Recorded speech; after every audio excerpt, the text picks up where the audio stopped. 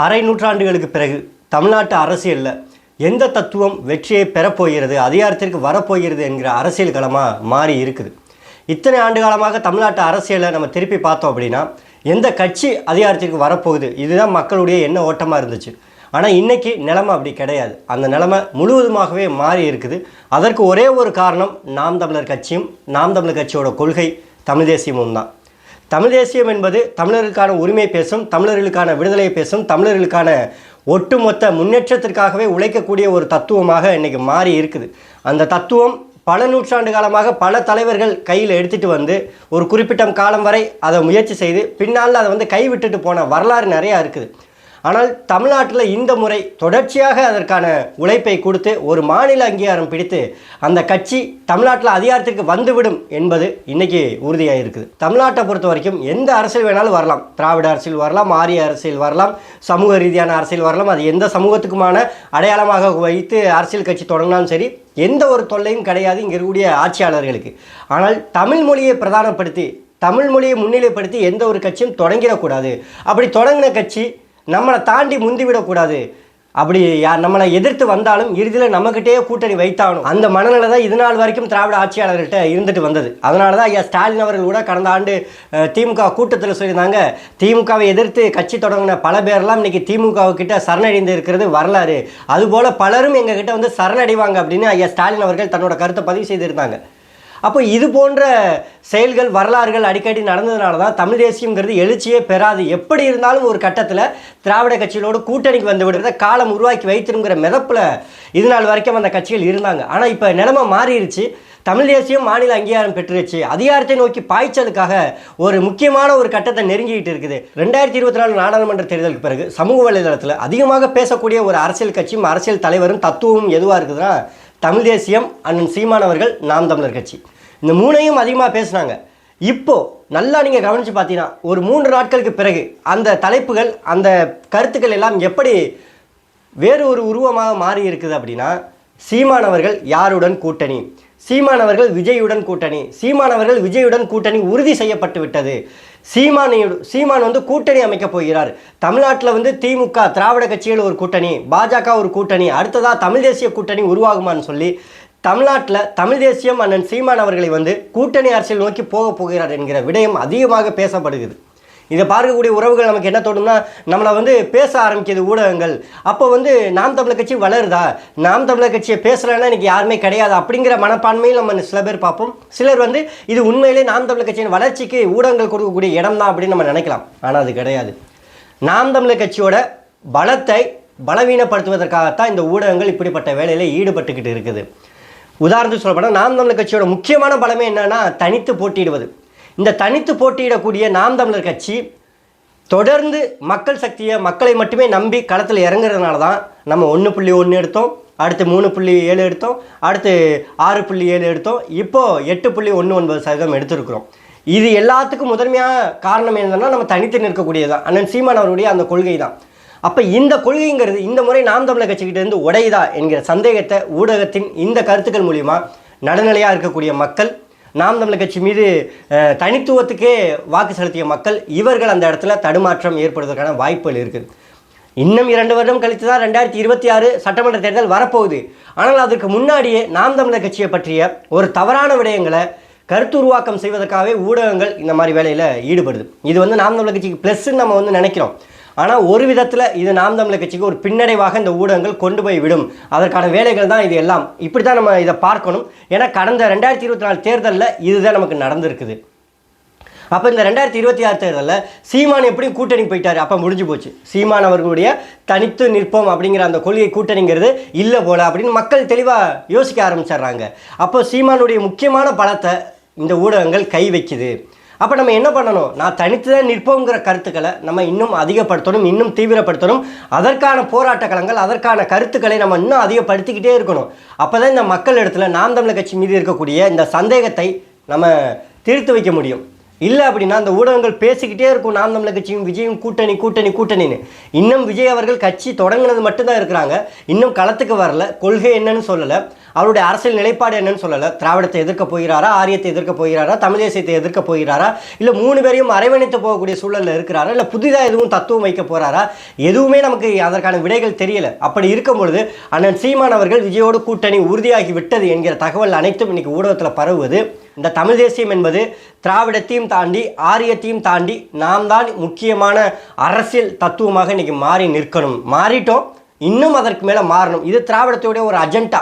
இப்போலேருந்தே தமிழ் தேசியத்தின் மீது அவர்களுக்கு எது எதெல்லாம் பலமாக இருக்கிறதோ அதையெல்லாம் பலவீனமாக மாற்றுவதற்கு உளவியல் ரீதியாக நம்மை தாக்கக்கூடிய ஒரு போர் தான். நம்மை புகழ்கிற மாதிரி புகழ்ந்து நம்மக்கிட்ட இருக்கக்கூடிய பலத்தை எல்லாம் பலவீனப்படுத்துவதற்கு அவர்கள் எடுத்துக்கக்கூடிய ஆயுதமாக இன்னைக்கு மாறி இருக்குது. ரெண்டாவது ஒன்று, விஜய் அவர்கள் கட்சி தொடங்கி அவருடைய சித்தாந்தம் என்னங்கிறது வெளியில் வந்து தமிழ்நாட்டில் ஒரு பெரிய பரபரப்பை ஏற்படுத்தி ஒரு புதுவிதமான தாக்கத்தை ஏற்படுத்தி உண்மையிலேயே அவர் ஒரு நல்ல அரசியல்வாதியாக மக்கள் கண்களுக்கு தெரிய ஆரம்பித்து விட்டார். அப்படின்னா அதன் பிறகு அண்ணன் சீமான் அவர்களோடு அவர் கூட்டணிக்கான பேச்சுவார்த்தை நடத்துகிறாங்க, இல்லை நாம் தமிழர் கட்சி ஏதோ ஒரு விதத்தில் நடக்குது அப்படிங்கிற ஒரு கருத்துக்கள் வருது அப்படின்னா அது வேற. ஆனால் விஜய் அவர்கள் அரசியலுக்கு வராமையே நாம் தமிழர் கட்சியை இப்போ தொடர்புபடுத்தி பேசுகிறாங்க அப்படின்னா இங்கே எப்படிப்பட்ட அரசியல் மாறுது? சீமான் என்னப்பா பெரிய பெரிய கொள்கை கொண்டவர், தமிழ் தேசிய தத்துவம், நான் தனித்து தான் நிற்பேன், யாரோடையும் கூட்டணி போக மாட்டேன்னு பேசினவரெல்லாம் விஜய் இன்னும் கட்சியே தொடங்கலை, அதுக்குள்ளே அவரோட கூட்டணிக்கு போயிட்டாரப்பா அப்படின்னு மக்கள் இனிமேல் பேச தொடங்கிடுவாங்க. ஒரே செய்தியை 10 ஊடகங்கள் தொடர்ந்து பண்ணிக்கிட்டே இருந்துச்சுன்னா பார்க்கக்கூடிய நடுநிலையான வாக்காளர்கள் என்ன நினைப்பாங்க? அவ்வளோதான் போல தமிழ் தேசிய தத்துவம், சீமான் பேசுனதெல்லாம் எல்லாம் போச்சா? இந்த ஒரு கருத்துக்காகத்தான் இன்றைக்கி இந்த ஊடகங்கள் இவ்வளவு தூரம் நம்மளை திட்டமிட்டு இன்றைக்கி வேலை பார்த்துக்கிட்டு இருக்குது. யார் வேணாலும் அரசியலுக்கு வரட்டும், யார் வேணாலும் எந்த தத்துவத்தை வேணாலும் வைக்கட்டும், யார் அதை எதிர்த்து போகிறாரா, யார் அதை அரவணைச்சு போகிறாங்கிறதா இன்றைக்கி அரசியல் மக்களுடைய வாக்கை தீர்மானிக்குது. இன்றைக்கி நாம் தமிழர் கட்சி எல்லா இடத்துலையுமே எல்லாருமே எதிர்த்து கொண்டு தான் இருக்குது. அதற்கு பாஜகவோட வளர்ச்சி இன்றைக்கி திராவிட அரசியலுக்கு ஒரு பெரிய ஆறுதலாக இருக்குது. இன்றைக்கி திராவிட கோட்பாடு தான். பாஜக எங்கேயாவது நான் ஆரிய கோட்பாடு அப்படிங்கிறத சொல்லியிருக்கா? திராவிடம் இல்லாத ஒரு கட்சி உருவாகணும்னு சொல்கிறாங்கல்ல, திராவிடம் இல்லாத உருவாகணும். அப்போ என்ன தமிழ் தேசியம் உருவாகணுமா? அவங்களுக்கு கிடையாது. ஆரியம் தான் உருவாகணும், ஆனால் ஆரியங்கிற வார்த்தையை பயன்படுத்த மாட்டாங்க. இந்துத்துவம் தான் உருவாகணும், ஆனால் இந்துத்துவங்கிற வார்த்தையை பயன்படுத்த மாட்டாங்க. அவங்களும் என்ன பண்ணுறாங்க? இதே திராவிட அரசியல் தான் அவங்களும் முன்னெடுக்கிறாங்க. அப்போ இங்கே ஆரியமும் திராவிடமும் ரெண்டும் ஒன்றாயிருதா? திராவிட கோட்பாட்டை இன்றைக்கி ஆரிய கோட்பாடு கொண்ட ஒரு கட்சி ஏற்றுக்கொள்ளுது அப்படின்னா இங்கே ஆரியமும் திராவிடமும் ரெண்டும் ஒன்றுதாங்கிறது அங்கேயே முடிஞ்சு போச்சு. அப்போ இவர்கள் 2 பேருக்கும் பெரிய ஒரு கொள்கை சித்தாந்தம் வேறுபாடுங்கிறது எதுவுமே கிடையாது. அப்போ இவர்கள் 2 பேருக்கும் எதிரியாக யார் இருக்கிறா? தமிழ் தேசிய அரசியல். ஏன்னா தமிழ் தேசியங்கிறது உண்மையை போட்டு உடைத்ததே தமிழ் தேசியம் தான். ஆரியத்துடைய கை குழந்தை தான் திராவிடங்கிறத வெளிப்படையாக பேசுனதே இன்னைக்கு தமிழ் தேசியம் தான். அப்போ இந்த உண்மை தெரிந்து கொண்ட திராவிடம் ஆரியத்தோட கைப்பாவையாக இருக்குது, புறவாசல் வழியாக அவர்களுடைய வளர வைக்குது. தமிழ் தேசியம் இங்கே அழியணும். ஒரு கட்டத்தில் நம்ம இருந்தால் திமுக இருக்கணும், அதிமுக இருக்கணும், பங்காளி நம்ம 2 பேர் தாண்டா இருக்கணும்னு பேசினவர்கள் எல்லாம் இன்னைக்கு தமிழ் தேசியம் வந்துவிடக்கூடாது, மொழி பேசக்கூடிய ஒரு கட்சி வந்துவிடக்கூடாது, இது தேசிய கட்சியிலே விரும்புது. இன்னைக்கு வி.கே. பாண்டியனை ஒடிசாவில் தமிழன் என்கிற அடையாளத்தை வைத்து வீழ்த்தி இன்னைக்கு அதிகாரத்தை பிடித்து இருக்குது பாரதிய ஜனதா கட்சி. அதே மாதிரி இன்னைக்கு தமிழ்நாட்டில் தமிழன் என்கிற போர்வையில் இன்னைக்கு தமிழ் தேசியம் பேசிக்கிட்டு இருக்கக்கூடிய நாம் தமிழர் கட்சியை திராவிடமும் ஆரியமும் சேர்ந்துக்கிட்டு எதிர்க்குது. ஏன் வி.கே. பாண்டியன் வீழ்த்தப்பட்டார் என்கிற செய்தியை திராவிடத்தை சேர்ந்தவர்கள் யாராவது பேசுகிறாங்களா? யாருமே பேசலை. எதனால் ஒடிசா மாநிலத்தில் வி.கே. பாண்டியன் விழுந்தார், நவீன் பட்நாயக் விழுந்தார், ஏன் வி.கே. பாண்டியன் விலகினார், ஏன் வி.கே. பாண்டியன் மேலே தமிழன்ங்கிற ஒரு போர் தொடுத்தார்? யாரும் பேச மாட்டான். ஏன்னா அவனுக்கு தெரியும் வி.கே. பாண்டியனுக்கு ஆதரவு தெரிவித்தால் தமிழ்நாட்டில் சீமானுக்கு ஆதரவு தெரிவிப்பது போல என்பது ஐயா ஸ்டாலின் அவர்களுக்கு நல்லா தெரியும். திராவிடம் பேசக்கூடியவர்கள் வி.கே. பாண்டியனுக்கு ஆதரவாக நிலைப்பாடு எடுத்தாங்கன்னா தமிழ்நாட்டில் அது சீமானுக்கு ஆதரவாக எடுக்கக்கூடிய நிலைப்பாடாக மாறிவிடும். அதனால தான் சீமானை இங்கே எந்த விதத்திலையும் நம்ம ஆதரித்து விடக்கூடாது, அவருக்கு ஆதரவான கருத்துக்களை நாம் சொல்லிவிடக்கூடாது என்பதற்காகவே பாஜக ஒடிசாவில் செய்த அரசியலை திமுகவும் திராவிட அரசியலும் இங்கே ஆதரித்தது. தமிழ்நாட்டில் ஆட்சி அதிகாரத்தில் இருப்பவர்களே நாம் தமிழர் கட்சியை விமர்சிக்காத போதே நாம் தமிழர் கட்சியோட வளர்ச்சி இந்த அளவுக்கு இருக்குன்னா, அப்போ 2026 சட்டமன்ற தேர்தலில் தமிழ்நாட்டு அரசியல் பேசும்பொழுது சீமானவர்களுக்கு முதல்வர் என்கிற ஒரு அந்த இடம் மக்கள் கொடுப்பதற்கு ரொம்பவே தயாராக இருக்கிறாங்க. அப்போ இது பெரிய நமக்கு ஒரு அழுத்தத்தை கொடுக்கும் என்பதனால தான் நேற்று நீங்கள் நல்லா கவனித்து பார்த்தீங்கன்னா தெரியும், ஐயா ஸ்டாலின் அவர்கள் 200 தொகுதியில் நம்ம வெல்லணுங்கிறாரு. அதிகாரத்தில் இருக்கக்கூடிய ஒரு கட்சி, 40க்கு 40 வென்றுவிட்ட ஒரு கட்சி, கூட்டணி கட்சிகளை 3 தேர்தலுக்காக தன்னோட அரவணைத்து போகக்கூடிய ஒரு கட்சி. Stalin is more dangerous than Karunanidhi என்று 90 வயது வரை வாழ்ந்த ஐயா கருணாநிதியை விட மிகச்சிறந்த ஆளுமை என்று போற்றக்கூடிய ஐயா ஸ்டாலின் இன்னும் 2 ஆண்டுகளுக்கு முன்பாகவே நம் 200க்கு 200 வெல்ல வேண்டும் என்று தன்னோட தொண்டர்களுக்கு கடிதம் எழுதுகிறார். அப்படின்னா அது அவர்களுடைய பணம் அனைத்தும் பலவீனமாக மாறிக்கொண்டு இருக்கிறது. அதனால் நம்ம எச்சரிக்கையாக இருக்கணும் என்பதற்கான ஒரு எச்சரிக்கை மணி தான் அந்த கடிதம்ங்கிறது. அப்போ 200க்கு 200 நாம் வெல்ல வேண்டும் என்றால் இப்போலேருந்தே நம்ம உழைக்கணும், நம்மை விட தீவிரமாக உழைப்பதற்கு இங்கே தமிழ்நாட்டில் ஒரு அரசியல் சித்தாந்தம் உருவாகி கொண்டு இருக்கிறது, அது தமிழ் தேசியம் என்பதை மறைமுகமாக ஸ்டாலின் அவர்கள் தூது விடுறாங்க. இன்னொரு பக்கம் பார்த்தா அதிமுக, நம்ம இனிமேல் கட்சியை காப்பாற்றணும், அதிகாரத்திற்காவது வரணும், குறைந்தபட்சம் சட்டமன்ற உறுப்பினராவது நம்ம பெறணும் அப்படின்னா, டெபாசிட்டாவது நம்ம பெறணும் அப்படின்னா நம்ம கட்சியை ஒருங்கிணைக்கணும், பிரிந்தவர்கள் அனைவரும் ஒன்றிணைன்னு சொல்லி அவர்கள் ஒரு பக்கம். இன்னொரு பக்கம் பாரதிய ஜனதா கட்சி நாடாளுமன்ற தேர்தலை விட இன்னும் வலுவான கூட்டணி நம்ம அமைக்கணும் அப்படின்னு. இன்னைக்கு இத்தனை கட்சிகளும் இவ்வளவு தீவிரமாக 2 ஆண்டுகளுக்கு முன்னாடியே தன்னோட களப்பணிகளை தொடங்குவதற்கு முக்கிய காரணம் இங்கு தமிழ் தேசியம். மொழிப்பற்றோடு இனப்பற்றோடு எந்த ஒரு கட்சியும் அதிகாரத்திற்கு வந்துவிடக்கூடாது, ஆபத்து ஆபத்து ஆபத்துன்னு ஒவ்வொரு தலைவர்களும் அதே வார்த்தைகளை திரும்ப திரும்ப கூறும் பொழுது ஆபத்து தான் கூறுகிற உங்களுக்கு தான் ஆபத்து என்று சொல்லி நம்ம மேலே எழுந்து வரணும். நம்ம திட்டமிட்டு முடக்குவதற்கு நிறைய யுக்திகளை இனி கையாள தான் போகிறாங்க. இந்த இடத்துல நமக்கு பொறுமை தேவை கிடையாது, நமக்கான புத்திசாலித்தனம் தான் தேவை. நம்ம எப்படி ஒரு விடயத்தை கையாள போகிறோம், எப்படி நம்ம எடுத்துக்க போகிறோம் அப்படிங்கிறதான் இனி நம்மளுடைய அரசியலோட வளர்ச்சியை தீர்மானிக்க போகிறது. தேர்தல் முடிவு கிட்டத்தட்ட ஒரு 10 நாள் கிட்ட நெருங்க போகிறது. இன்னும் அண்ணன் சீமான் அவர்கள் ஒரு செய்தியாளர் சந்திப்பு கூட இன்னும் வரலை, அதற்கான எந்த ஒரு வாய்ப்பும் உருவாகலை.